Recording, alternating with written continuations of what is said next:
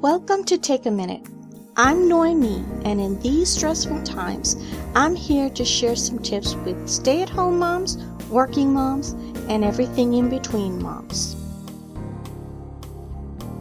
In this week's Take a Minute, let's talk about cooking safety. Here are some tips from the American Red Cross. Millions will gather this season to enjoy holiday dinners. With cooking being the #1 cause of home fires, the American Red Cross recommends these safety fire tips. First, consider getting for your home smoke alarms.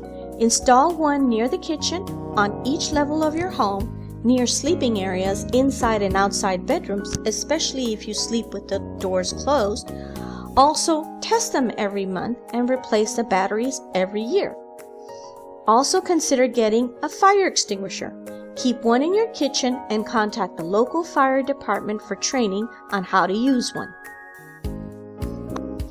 Also be mindful of kids and pets. Keep them away from the cooking area. Make them stay at least 3 feet away from the stove. Do not become distracted.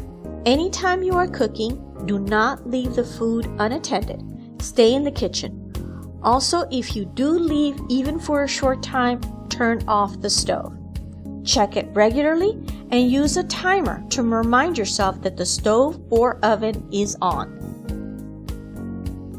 Also be mindful of things that can catch fire, such as loose clothing or sleeves that can dangle while cooking, pot holders, oven mitts, wooden utensils, paper or plastic bags, food packaging, towels, or curtains. Also, always clean surfaces on a regular basis to prevent grease buildup. And remember, before going to bed or leaving home, always check the kitchen to make sure all stoves, ovens, and appliances are turned off. And this is Take a Minute. This has been Take a Minute. I'm Noemi with the Palmy Branch Library, asking you to take a minute to take care of yourself so you can take care of your family.